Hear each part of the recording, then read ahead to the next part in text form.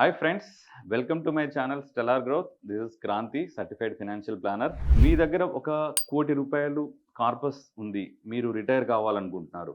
So దీన్ని ఎలా invest చేయాలి? ఎక్కడ ఇన్వెస్ట్ చేయాలనేది చాలా ఇంపార్టెంట్ పాయింట్. సో ఈ కోటి రూపాయలని ఎలా ఇన్వెస్ట్ చేస్తే మీ రిటైర్మెంట్ కార్పస్ అనేది సేఫ్గా, స్టడీగా మీ ఇన్ఫ్లేషన్ని బీట్ చేస్తూ ఎప్పటికీ అయిపోకుండా మీ లైఫ్ స్టైల్ని మంత్లీ పెన్షన్ని మీ retirement throughout the retirement period ఇవ్వగలుగుతుంది.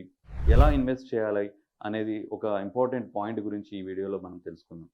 So మనకు మల్టిపుల్ ఆప్షన్స్ ఉన్నాయి. సో ఫర్ ఎగ్జాంపుల్ మనము ఈ కోటి రూపాయలని మొత్తం తీసుకెళ్ళి ఒక ఈక్విటీ మార్కెట్లో, స్టాక్ మార్కెట్లో కానీ ఏదైనా ఈక్విటీ రిలేటెడ్ మ్యూచువల్ ఫండ్లో కానీ పెట్టినప్పుడు that is one option. But there is a huge risk there. So for example Covid లాంటి సిచ్యువేషన్ వచ్చినప్పుడు maybe in a single month it can crash by 20% or 30% అయిన సందర్భాలు ఉన్నాయి. In 2008 in a single year చాలా funds almost 40-50% correct అయిన సందర్భాలు ఉన్నాయి. So there is a huge risk. మనం లైఫ్ అంతా కష్టపడి సంపాదించుకున్న కార్పస్ ఒక సింగిల్ ఇయర్లో 50% డ్రాప్ అవ్వడం అనేది nobody can bear that pain. So ఈ ఎంటైర్ అమౌంట్ని మనం ఈక్విటీలో ఇన్వెస్ట్ చేయడం అనేది కరెక్ట్ కాదు. అండ్ రెండవ ఆప్షన్, కన్జర్వేటివ్ ఆప్షన్ ఏంటి? So you can take this amount and put it in a fixed డిపాజిట్లో కావచ్చు, లేదా సీనియర్ సిటిజన్ సేవింగ్ స్కీమ్లో కావచ్చు, లేదా ఇంకేదైనా ఆసెట్లో కానీ పెట్టుకొని మంత్లీ విత్డ్రా చేసుకోవచ్చు. బట్ ఈ అప్రోచ్లో ఉన్న ప్రాబ్లం ఏంటంటే మనకు వచ్చే రిటర్న్ అనేది చాలా తక్కువగా ఉంటుంది. Maybe 6-7%, around 8% probably at max. దీనివల్ల ఏమవుతుందంటే మీ ఇన్ఫ్లేషన్ ఎక్కువగా ఉన్నప్పుడు, కొన్ని సందర్భాల్లో హైపర్ ఇన్ఫ్లేషన్ కేసెస్లో ఇన్ఫ్లేషన్ మేబీ 8-10% వెళ్ళిన సందర్భాలు కూడా ఉండే కొన్ని ఇయర్స్లో. సో ఇలాంటి సిచ్యువేషన్లో మన ఇన్ఫ్లేషన్కి తగినట్టు విత్డ్రావల్ రేట్ పెంచుకున్నప్పుడు మన రిటర్న్ తక్కువగా వస్తూ ఉంది, ఇన్ఫ్లేషన్ ఎక్కువగా ఉంది, కాబట్టి మన కార్పస్ అయిపోవడానికి అవకాశం ఎక్కువగా ఉంటుంది. సో ఈ రెండింటిని బ్యాలెన్స్ చేస్తూ అటు ఈక్విటీ సైడ్ ఎక్కువ రిటర్న్స్ వస్తాయి, బట్ ఎక్కువ రిస్క్ కూడా ఉంటుంది.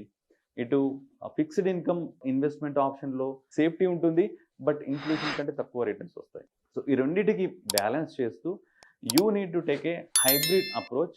This is called bucketing strategy అంటారు దీన్ని. సో రిటైర్మెంట్ ప్లానింగ్లో there is a strategy called 3 bucket strategy.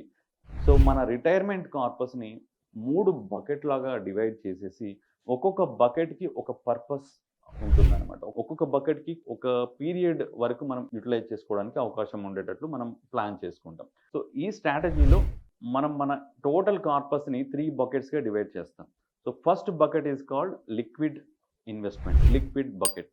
So ఈ బకెట్లో మనం నెక్స్ట్ 5 yearsకి కావాల్సిన కార్పస్ని పెడతాం. 20% of the total corpus next 5 yearsకి మనకు ఏదైతే విత్డ్రావల్ అమౌంట్ కావాలో దాన్ని దీంట్లో లిక్విడ్ బకెట్లో ఇన్వెస్ట్ చేస్తాం. ఫర్ ఎగ్జాంపుల్ మన దగ్గర కోటి రూపాయలు ఉన్నాయి కాబట్టి ఒక 20 lakhs మనం లిక్విడ్ బకెట్లో కానీ షార్ట్ డ్యూరేషన్ ఫండ్స్లో కానీ డెట్ ఫండ్స్లో ఇన్వెస్ట్ చేస్తాం. So why? ఇవి మనకి ఈక్విటీ మార్కెట్ అప్స్ అండ్ డౌన్స్తో సంబంధం లేదు. So we can withdraw this corpus any time with high liquidity. Market stock ప్రైజెస్తో సంబంధం లేకుండా ఈ లిక్విడ్ ఫండ్స్ కావచ్చు, ultra short or short duration funds కావచ్చు, దే గ్రో అరౌండ్ 6-7% రేంజ్లో గ్రో అవుతాం. సో మనం ఇనిషియల్ 5 years ఈ లిక్విడ్ బకెట్లోంచి విత్డ్రా చేసుకుంటాం. 20% మనం దీంట్లో ఇన్వెస్ట్ చేస్తాం. 30% we can go for A hybrid funds. For example balanced hybrid funds కావచ్చు, లేదా మల్టీ అసెట్ అలొకేషన్ ఫండ్స్ కావచ్చు. సో ఈ ఫండ్స్లో ఒక 30% మనం ఇన్వెస్ట్ చేస్తాం. ఈ 30%ని మనం ఫస్ట్ 5 years మనం టచ్ చేయం అసలు. సో ఫస్ట్ 5 years ఏదైతే ఉందో ఓన్లీ లిక్విడ్ బకెట్లోంచి విత్డ్రా చేసుకుంటాం. రిమైనింగ్ 30% మనం ఈ హైబ్రిడ్ ఫండ్స్ ఏదైతే ఉన్నాయో ఈ సెకండ్ బకెట్లో మనం మీడియం టర్మ్ బకెట్ అంటాం దీన్ని. నెక్స్ట్ 5 yearsకి 6th year నుంచి 10th yearకి కావాల్సిన కార్పస్ని మనం ఈ హైబ్రిడ్ బకెట్లో ఇన్వెస్ట్ చేస్తాం. Balanced advantage funds. ఈ బ్యాలెన్స్డ్ అడ్వాంటేజ్ ఫండ్స్ కావచ్చు, మల్టీ అసెట్ ఫండ్స్ కావచ్చు, వీటిల్లో మనకి కొంత పర్సంటేజ్ ఈక్విటీ ఉంటుంది, కొంత పర్సంటేజ్ బాండ్స్ ఉంటాయి, కొంత పర్సంటేజ్ వేరే అసెట్స్ లైక్ గోల్డ్ లాంటివి కూడా ఉంటాయి. కాబట్టి రిస్క్ని చాలా బ్యాలెన్స్డ్గా మెయింటైన్ చేస్తూ ఉంటాయి అన్నమాట. సో మనకి రిటర్న్స్ కూడా అరౌండ్ 8-10% రేంజ్లో we can expect in these funds. Now there is a third bucket, long-term bucket, which is remaining 50% we can go and invest for the long term. అంటే ఈ లాంగ్ టర్మ్ బకెట్లో మనము equity related funds ఏవైతే ఉన్నాయో, maybe large cap funds కావచ్చు కొంత percentage, maybe mid and small cap funds కూడా కొంత percentage we can include. So ఈ థర్డ్ బకెట్ ఏదైతే ఉందో this is for growth bucket. This is called growth bucket అంటారనమాట. ఈ గ్రోత్ బకెట్లో మనం ఫస్ట్ 10 years వరకు కూడా మనం దాన్ని టచ్ చేయం. దానికి 10 years టైం ఇస్తున్నాం మనం పెరగడానికి. సో ఈ 10 yearsలో ఈ growth bucket will compound your corpus.